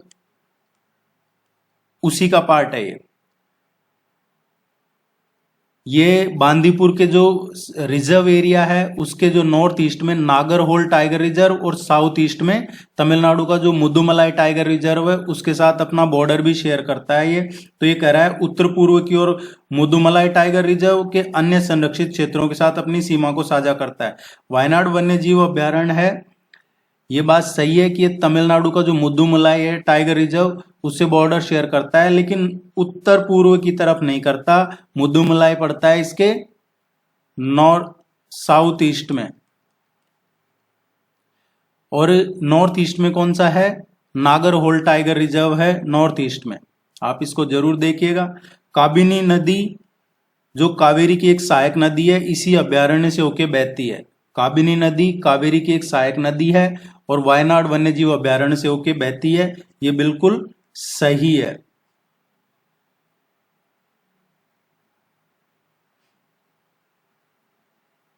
निम्नलिखित कथनों में से कौन सा सही है? डीएनए मिथाइलेशन एक ऐसी प्रक्रिया है जिसके परिणाम स्वरूप समूहों को डीएनए अणु में जोड़ा जाता है। डीएनए मिथाइलेशन क्या है? ये एक प्रोसेस है जिसमें मिथाइल जो समूह हैं उनको डीएनए अणु में जोड़ा जाता है, ये सही है। डीएनए मिथाइलेशन क्या है? जीन एस्पिरेशन एक ऐसी प्रक्रिया है जिसमें किसी भी जीन में जो प्रेजेंट है सूचना के प्रयोग में किसी जीन का उत्पाद का निर्माण होता है, उसको नियंत्रित करने के लिए जो कोशिकाएं हैं उनका उपयोग किया जाने वाला ये एक एपिजेनेटिक तंत्र है एक तरीके से। अब ये पूछ रहा है एपिजेनेटिक ब्लॉक तकनीक का उपयोग डीएनए मैथिलीकरण स्तरों के माध्यम से कालानुक्रमिक आयु का अनुमान लगाने के लिए किया जाता है। तो ये स्टेटमेंट सही है, क्योंकि जो एपिजेनेटिक ब्लॉक टेक्निक है ये इसका यूज किया जाता है एक टाइम पीरियड के लिए, क्रोनोलॉजिकल एज का आइडिया लगाने के लिए। सो दोनों ही स्टेटमेंट सही है।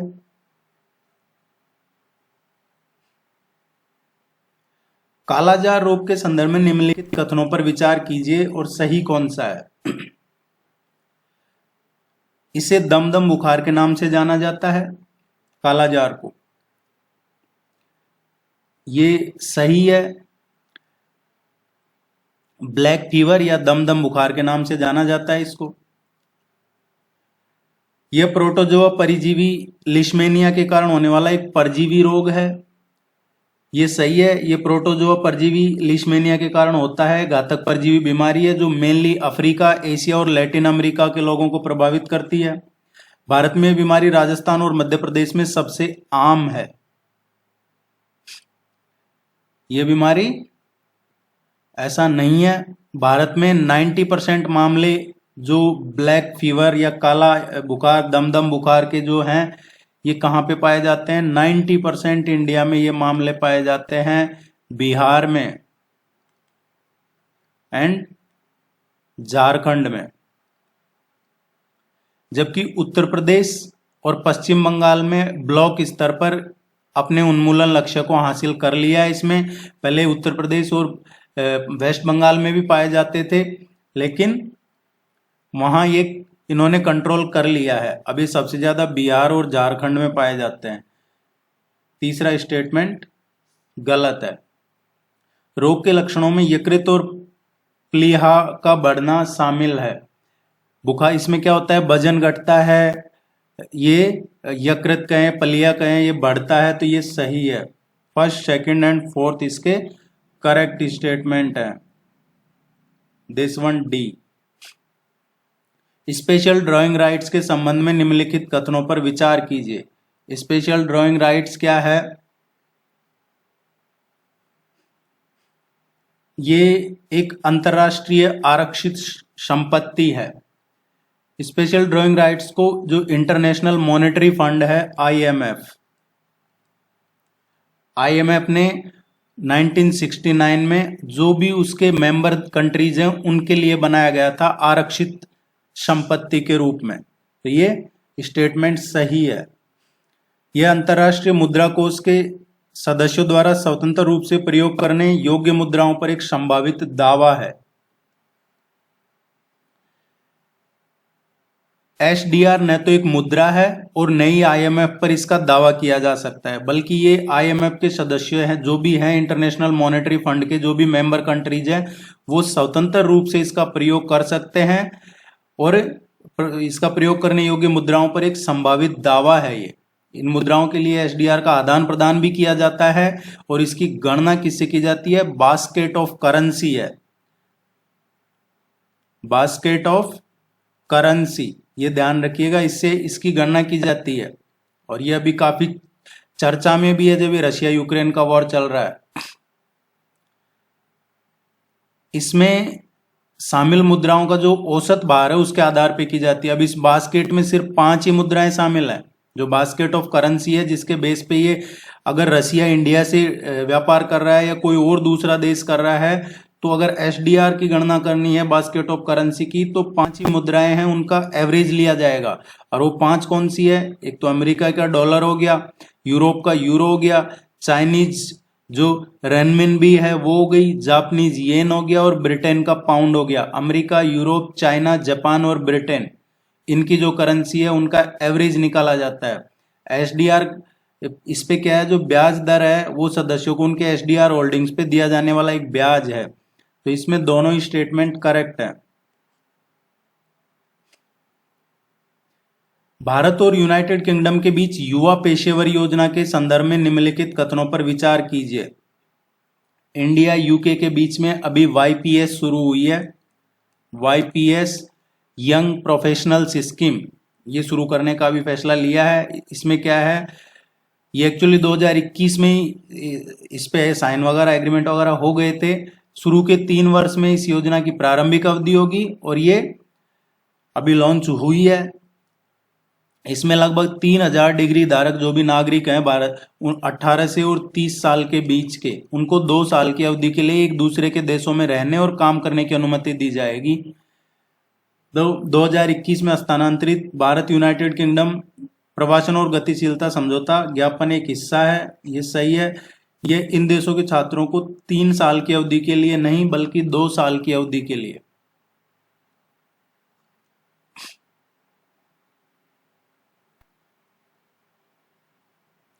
निम्नलिखित कथनों में से कौन सा सही है? सही कौन सा है? फोटोकेमिकल स्मॉग सूर्य के प्रकाश की अनुपस्थिति में नाइट्रोजन ऑक्साइड और वाष्पशील कार्बनिक यौगिकों की अभिक्रिया से बनता है। जो फोटोकेमिकल स्मॉग है ये एक प्रकार का वायु प्रदूषण होता है। जो ये जब बनता है तब सूर्य प्रकाश वातावरण में नाइट्रोजन ऑक्साइड और वाष्पशील जो कार्बनिक यौगिक हैं उनके साथ जो अभिक्रिया करती है उससे बनता है,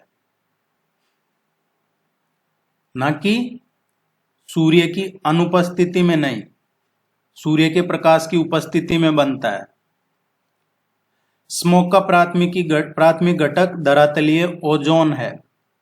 स्मोग में जो पाए जाते हैं मुख्य प्रदूषक, उनमें जो धरातलीय ओजोन हो गया, नाइट्रोजन ऑक्साइड हो गया, या जो पार्टिकुलेट मैटर हैं, पॉल्यूशन जिससे मेजर होता है, ये पाए जाते हैं। तो ये स्टेटमेंट तो सही है।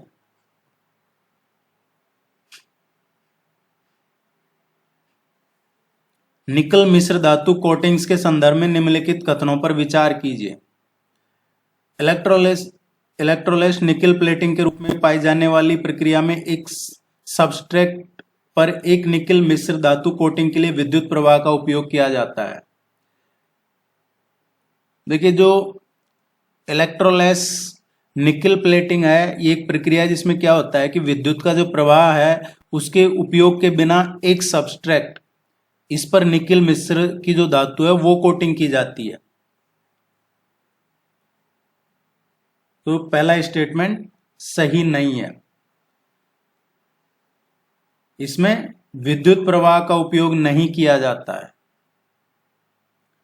एक निकल क्रोमियम मिश्र धातु जिसे इनकोनेल कहा जाता है, इसमें जंग और उच्च तापमान के लिए उच्च प्रतिरोधक क्षमता होती है। ये सही है। जो इकोनेल है उसमें जंग और हाई टेम्परेचर भी ज्यादा होता है और उसकी जो रेजिस्टेंस पावर है वो भी हाई होती है।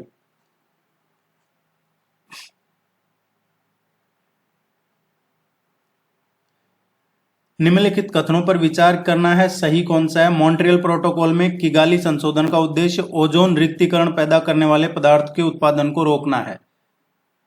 मॉन्ट्रियल प्रोटोकॉल 1987 में अपनाया गया था। मॉन्ट्रियल प्रोटोकॉल 1987 में अडॉप्ट किया गया था।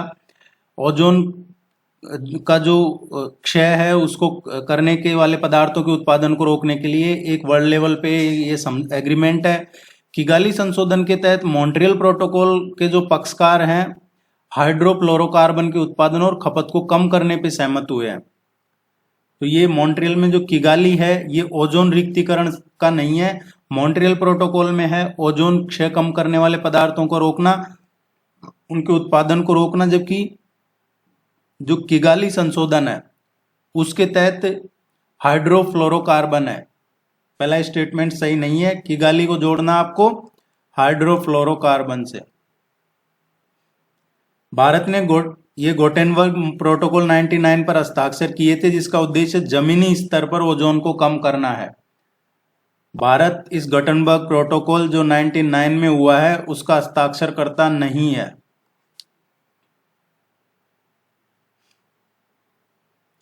भारतीय फुटबॉल के विजन डॉक्यूमेंट में प्रस्तावित प्रमुख रणनीतियां क्या है। अभी अखिल भारतीय फुटबॉल महासंघ ने एक विजन डॉक्यूमेंट बताया है, विजन 2047। इसके साथ अपनी रणनीति रोड मैप तैयार की है, क्योंकि देखिए फुटबॉल काफी पीछे चल रहा है बाकी अदर स्पोर्ट्स के कंपैरिजन में, चाहे हॉकी हो, क्रिकेट हो। हॉकी को भी अभी बढ़ावा दिया जा रहा है गवर्नमेंट ऑफ इंडिया की तरफ से, और इसमें जो शुरुआत की थी वो चीफ मिनिस्टर है ओडिशा के, उन्होंने वर्ल्ड कप के लिए एक तरीके से क्या कहते हैं उसको कि टीम को स्पॉन्सर किया था। तो उनका भी बहुत बड़ा कंट्रीब्यूशन है नवीन पटनायक साहब का हॉकी के लिए, गवर्नमेंट ऑफ इंडिया कर रहा है। इसमें फुटबॉल को आगे लाने के लिए ये विजन 2047 तैयार किया है। जमीनी स्तर पर सुधार और युवा विकास कार्यक्रमों की संख्या में वृद्धि करना, ये बिल्कुल सही है पहला स्टेटमेंट। इसका उद्देश्य है जो ऑल इंडिया फुटबॉल फेडरेशन है, इसका उद्देश्य पूरे भारत में 100 गांवों में 35 मिलियन बच्चों तक पहुंचने के लिए ये ग्रामीण ग्रास रूट कार्यक्रम लागू कर रहे हैं। इसमें रजिस्ट्रेशन होगा बच्चों का, फिर उसके माध्यम से फुटबॉल का इनमें जो भी इससे रिलेटेड चीजें हैं वो प्रोवाइड की जाएंगी, सिखाई जाएंगी। विजन को वर्ष 2047 तक हासिल करने का लक्ष्य रखा है। ये स्टेटमेंट, दोनों ही स्टेटमेंट सही है।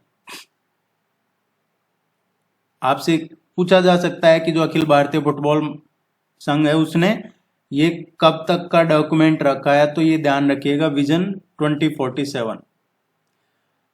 सहायक प्रजनन प्रौद्योगिकी ART, इसके संदर्भ में निम्नलिखित कथनों पर विचार करना है और सही कौन सा है। इसमें केवल इन विट्रो फर्टिलाइजेशन शामिल है। ART है, इसमें इन विट्रो फर्टिलाइजेशन और युग्मक दान जो शुक्राणु है वो दोनों शामिल है। ऐसा नहीं है कि सिर्फ केवल इन विट्रो फर्टिलाइजेशन ही शामिल है। विवाहित या अविवाहित कोई भी जोड़ा ART का दावा कर सकता है, ऐसा नहीं है। इसमें अविवाहित, तलाकशुदा, अविवाहित रूप से सहवास करने वाले, विषम लैंगिक जोड़े, ट्रांस व्यक्ति या जो समलैंगिक हैं वो लाभ नहीं ले सकते हैं। ये मैरिड्स के लिए ही है। दोनों ही गलत है। निम्नलिखित कथनों में से कौन सा सही है। सेंदूरनी वन्यजीव अभयारण्य भारत के पूर्वी घाट में स्थित एक संरक्षित क्षेत्र है। देखिए, जो सेंदूरनी वन्यजीव अभयारण्य है भारत के वेस्टर्न घाट में है, ना कि ईस्टर्न घाट में। और वेस्टर्न घाट में कहाँ है? ये केरला में है, कोल्लम डिस्ट्रिक्ट है केरला में, कोल्लम जिला, वहां पे है ये सेंदूरनी वन्यजीव अभयारण्य, चर्चा में है। आप जरूर ध्यान रखिएगा, पूछा जा सकता है सेंदूरनी वन्यजीव अभयारण्य कहाँ पे है? वेस्टर्न घाट, केरला, कोल्लम डिस्ट्रिक्ट। अभयारण्य भी प्रस्तावित अगस्त्यमाला बायोस्फीयर रिजर्व का हिस्सा है। ये जो इसमें ये अभयारण्य है, ये अगस्त्यमाला जो बायोस्फीयर रिजर्व है और प्रस्तावित कोल्लम सेंदूरनी एलिफेंट रिजर्व है उसका हिस्सा है। ये ना सिर्फ अगस्त्यमाला बायोस्फीयर रिजर्व का जो प्रपोज्ड अगस्त्यमाला बायोस्फीयर रिजर्व है उसका हिस्सा है, बल्कि ये कोल्लम सेंदूरनी एलिफेंट रिजर्व का भी हिस्सा है। तो ये स्टेटमेंट सही है। तापमान व्युत्क्रमण, जो टेम्परेचर इन्वर्जन है उसकी बात हो रही है।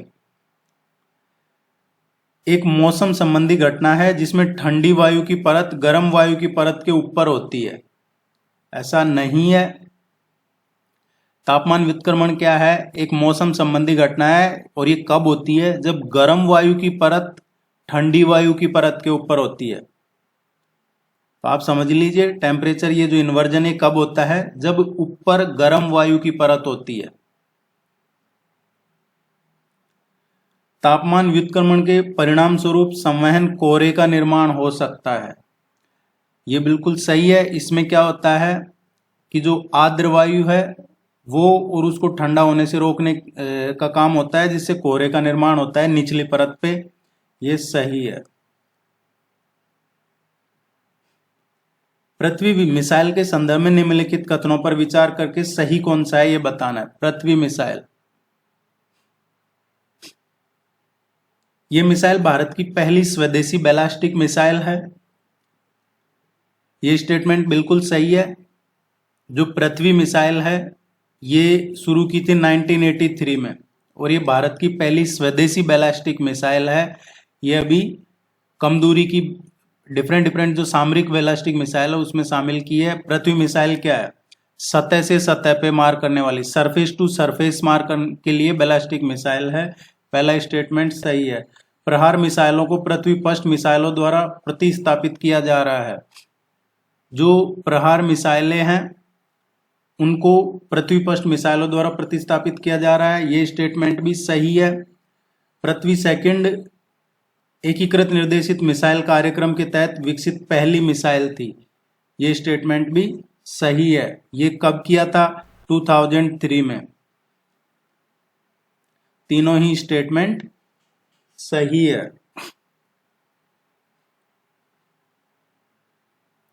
भारतीय स्कीमर्स के संबंध में निम्नलिखित में से कौन सा सही है? जो भारतीय स्कीमर्स हैं उनकी बात हो रही है। एक सामान्य नाम इंडियन सीजर्स बिल, इन्हें इंडियन सीजर्स बिल के नाम से जाना जाता है, ये सही है। ये शीत ऋतु में ज्यादा विस्तारित होते हैं, ये गर्मियों में ज्यादा विस्तारित नहीं होते हैं। ये मुख्य रूप से पूर्वी और पश्चिमी भारत में पाए जाते हैं। जो भारतीय स्किमर है ये पश्चिमी और पूर्वी भारत के जो कोस्टल बेल्ट है वहां पे पाए जाते हैं, जो तटीय मुहाने हैं वहां पे पाए जाते हैं। तो ये सही है, पूर्वी और पश्चिमी भारत में। जैसे आप देखोगे मध्य भारत की बात करें तो चंबल नदी के पास में, ओडिशा और आंध्र प्रदेश के भी कुछ हिस्सों में देखा जाता है।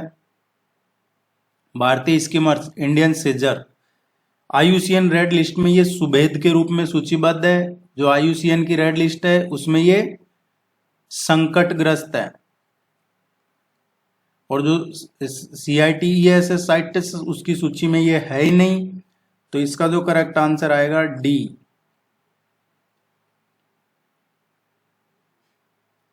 स्वामी विवेकानंद के संदर्भ में निम्नलिखित कथनों पर विचार कीजिए।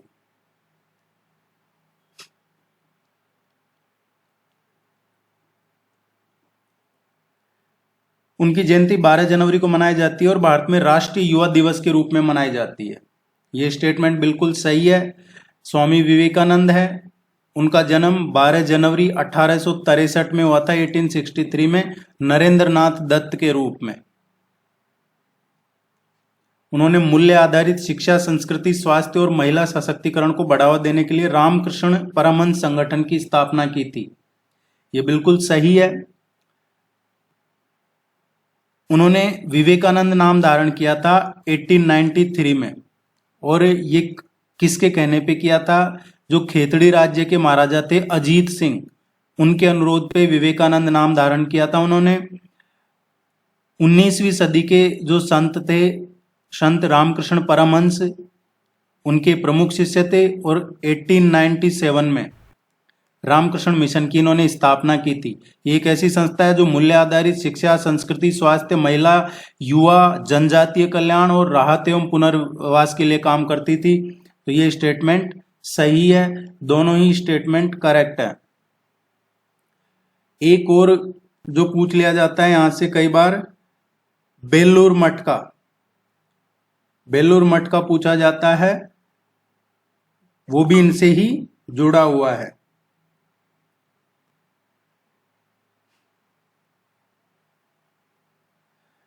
National commission for protection of child rights, NCPCR, राष्ट्रीय बाल अधिकार संरक्षण आयोग, इनमें से कौन सा स्टेटमेंट सही है? यह शिकायतों की जांच करता है, लेकिन बाल अधिकारों के अभाव और उल्लंघन से संबंधित मामलों पर स्वतः संज्ञान नहीं ले सकता। ऐसा कुछ नहीं है, यह स्वतः संज्ञान ले सकता है। आयोग उन मामलों की जांच करेगा जो राज्य आयोग के समक्ष लंबित है। ये आयोग ऐसे मामलों की जांच नहीं करता है जो कहीं पे लंबित हो राज्य या कानून के सामने।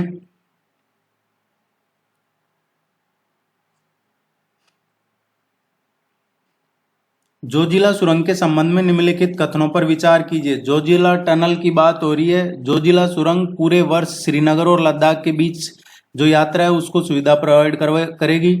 जोजिला सुरंग पूरे वर्ष श्रीनगर और लद्दाख के बीच यात्रा को, तो ये स्टेटमेंट सही है। जोजिला टनल है विश्व की सबसे लंबी द्विदिशात्मक सुरंग होगी, ऐसा नहीं है। देखिए सभी मौसम में श्रीनगर के साथ कनेक्टिविटी प्रदान करेगी, जिससे पूरे साल पर्यटकों के लिए रास्ते खुले रहेंगे। पहले पूरे साल नहीं होते थे, बर्फबारी की वजह से रास्ते जाम हो जाते थे, अब नहीं हो पाएगा ऐसा। और ये भारत की सबसे लंबी सड़क सुरंग है और एशिया की सबसे लंबी द्विदिशात्मक सुरंग है, ना कि पूरे वर्ल्ड की।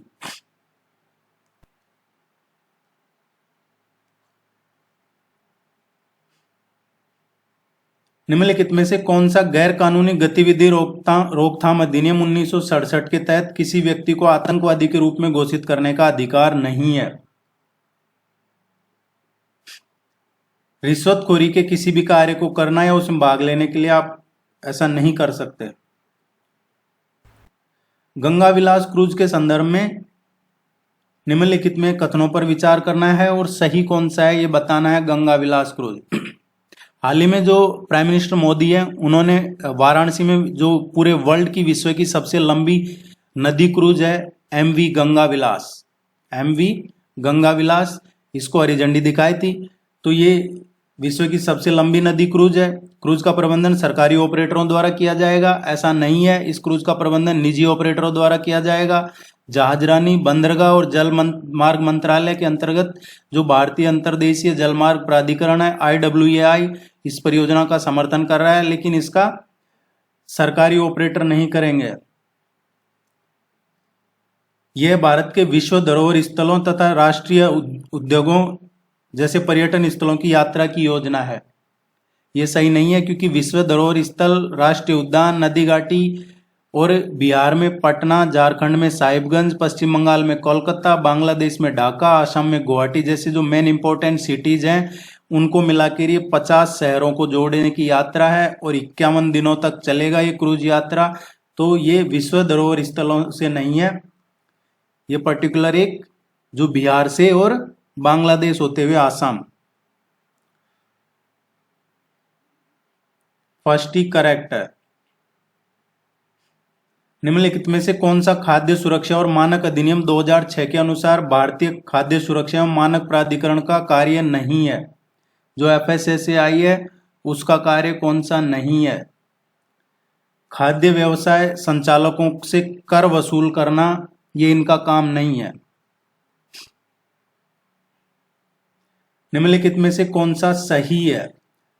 श्वेत वामन तारा एक पुनर्निर्मित तारा है जिसके केंद्र में नाभिकीय ईंधन होता है। श्वेत वामन तारे का अवशेष जिसमें अपने केंद्र में नाभिकीय ईंधन को समाप्त कर दिया जाता है और अपने बाहरी आवरण को नष्ट कर दिया है, उसको श्वेत वामन तारा कहते हैं। तो पहला स्टेटमेंट सही नहीं है। ये अवशेष है तारे का, ना कि पुनर्निर्मित तारा है। श्वेत वामन तारे के थर्मोन्यूक्लियर विस्फोट के कारण होने वाली घटना सुपरनोवा है, जो द्विआधारी प्रणाली का हिस्सा है। देखिए, जो श्वेत वामन तारा होता है इसका द्रव्यमान एक निश्चित सीमा से अधिक हो जाता है, जिसे चंद्रशेखर सीमा कहते हैं। जो सूर्य के द्रव्यमान का, जो सूर्य का मास है उसका लगभग 1.4 टाइम्स होता है। जो श्वेत वामन तारा है वो अनस्टेबल हो जाता है और लास्ट में एक सुपरनोवा विस्फोट से गुजरता है। तो ये स्टेटमेंट सही है। आप चैनल को सब्सक्राइब कीजिएगा, वीडियो को लाइक कीजिएगा और कोई क्वेरी है तो जरूर पूछिएगा।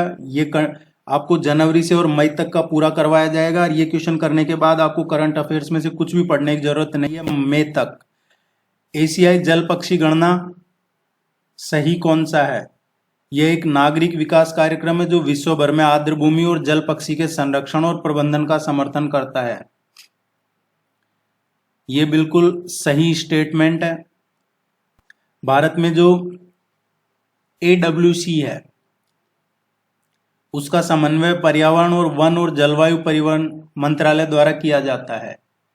यह स्टेटमेंट सही नहीं है, क्योंकि जो AWC है उसको Bombay natural history society, wetland international समन्वित करता है, ना कि यह मंत्रालय करता है।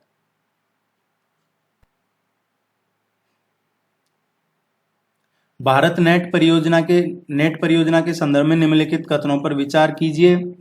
भारत नेट परियोजना क्या है? ये ऑप्टिकल फाइबर का उपयोग करने वाला विश्व का सबसे बड़ा, पूरे वर्ल्ड का सबसे बड़ा ग्रामीण ब्रॉडबैंड कनेक्टिविटी कार्यक्रम है और भारत ब्रॉडबैंड नेटवर्क लिमिटेड जो BBNL है उसके द्वारा कार्यक्रम है, एक प्रमुख मिशन है।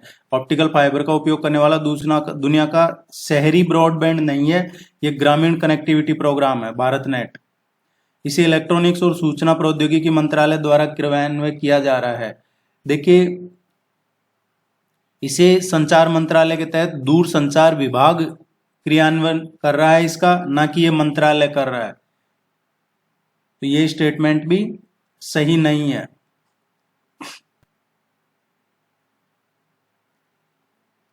भारतीय संविधान में स्थापित शक्तियों के पृथक्करण के सिद्धांत के संबंध में निम्नलिखित कथनों पर विचार करके सही कौन सा है ये बताना है। न्यायपालिका के पास विधायी शाखा द्वारा पारित कानूनों की संवैधानिकता की जांच करने के लिए न्यायिक समीक्षा की शक्ति है। ये स्टेटमेंट बिल्कुल सही है, क्योंकि जुडिशियल रिव्यू की पावर होती है। जुडिशरी के पास जुडिशियल रिव्यू कर सकते हैं वो। भारतीय संविधान कार्यपालिका को विधायिका द्वारा पारित कानूनों में जो वीटो करने की शक्ति है वो प्रदान नहीं करता है।